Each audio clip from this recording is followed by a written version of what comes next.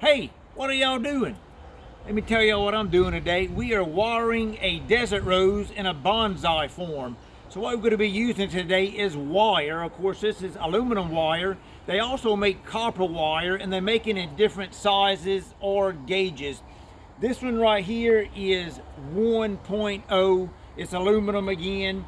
And of course, for what I'm going to be doing today, it'll somewhat serve the purpose. Really, I would probably need some 2 or number 3.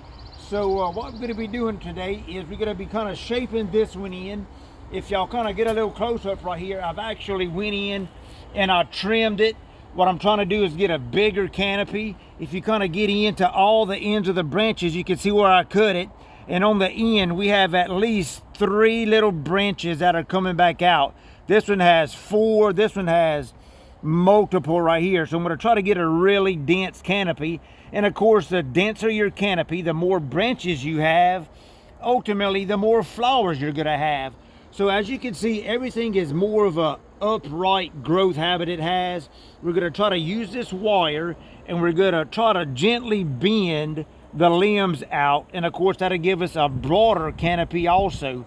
So what I've done is I haven't watered this bad boy in a couple weeks, and what that causes is the limbs to be a little bit more limber. They're kind of flexible and stretchy, and of course I probably won't water it a few more days after I finish wiring it, and then we'll begin to gently start watering it back up, especially being it's starting to grow back out.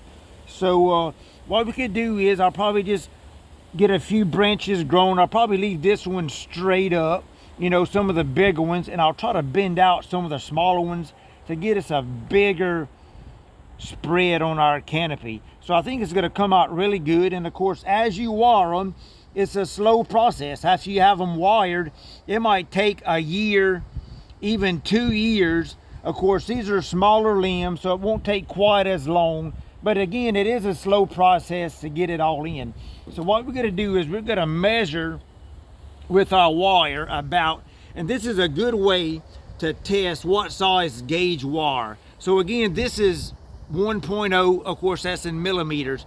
So if you take a little short piece and you push it against the limb, you see that the limb moves easily with 2 or 3 inches of wire. So if you come up to another limb and you go to push on it, you begin to see my wire. So in this case, being I don't have a heavier gauge wire, what you could do is you could double up your wire, and of course with 2 of them, it easily pushes against it. So in this case, we'll use single wires, and then also I'll double them up to get the effect that we want. So what we're going to do, of course, say maybe on this one right here, it's a little flimsy, I'll use 1 layer, of course. So what I'll do is I'll measure out about what I need. And I just have some little diagonal cutting pliers right here. Of course, I'll cut it out. So this is what we're going to do. If you want to bend the limb down, what you want to do is, of course, start the wire wrapped on the bottom, and that gives it more leverage for it to bend down. If you wanted to bend it up, of course, you would wrap it on the top part. So what we're going to do is we just kind of split the middle, and again, mine are budding out on the top, so I'm going to be a little careful. I don't want to break them off, so I'll stop a little bit shy. So what we're going to do is we're going to start all the way on the bottom. We're going to begin to wrap it on there. And of course, we want it to look nice. So what we're going to do is we're going to get in there, snug them up nice and tight. And as you wrap it, guys, try to keep a uniform size wrap. So let's see what we got right here. So as you can see, we got about an inch gap as we wrap it up. All right. And of course, we're going to try to get our wire, being we want it bent down, we're going to try to get the end of our wire to actually go down too, and of course that's going to help bend it down. All right, so we're going to take our other wire, and we're actually going to go counterclockwise. So if we had them doubled up, what we would actually be doing, it would be 2 wires parallel to each other. So we're going to continue. There we go, looking good. All right, so this one's going to be a little long. Let's see what it does. Yes, it's going to look a little ugly. So we're just going to cut the little end of it off. All right, guys. So here we are. This one's pretty much done. And so as you can see, we're going to just continue to start bending it downwards. And these two are going to do the most work. So that's about it. We got a nice little curve. And it might take a couple days after the fact of coming back. You want to continue to bend them down. And again, that's why it's critical to not water it for a few more days even after you have it wired. All right, let's do another one. So this one right here, I think I might leave it up. This one, I'm going to kind of stretch him out a little bit too. So I'm going to give me another piece of wire. And of course, you can kind of measure about half the distance of what you want. All right, we're going to cut it. We're going to split the difference. And same thing, we're bending it down. So we're going to start wrapping it on the bottom, guys. And of course, this is a small one right here, small limb. It's going to be easily manipulated into the direction that we want. And again, we're going to finish off our wire in the downward position. All right, we're going to try to make it look pretty. We're going to overlap them all in the same spot. Looking good. We're going to snip that little end off. All right, so we're still in the same straight position. All right, here goes the bend right here. We're going to start on the bottom.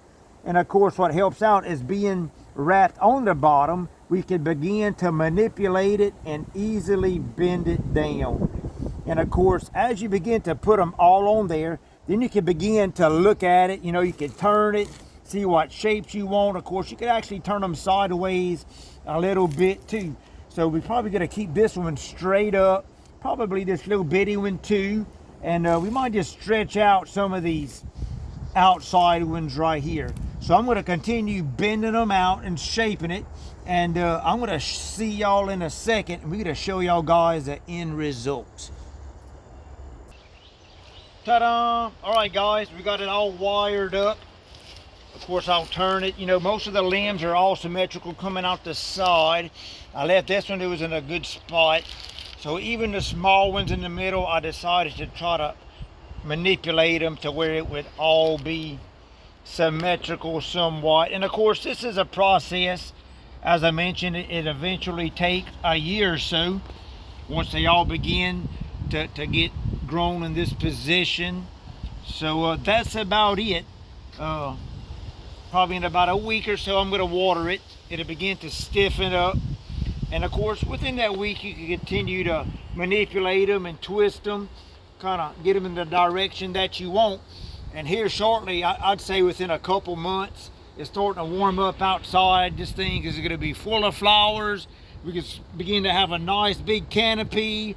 We're going to uplift it. We're going to repot it. It's going to be looking nice. All right, guys, so that's it.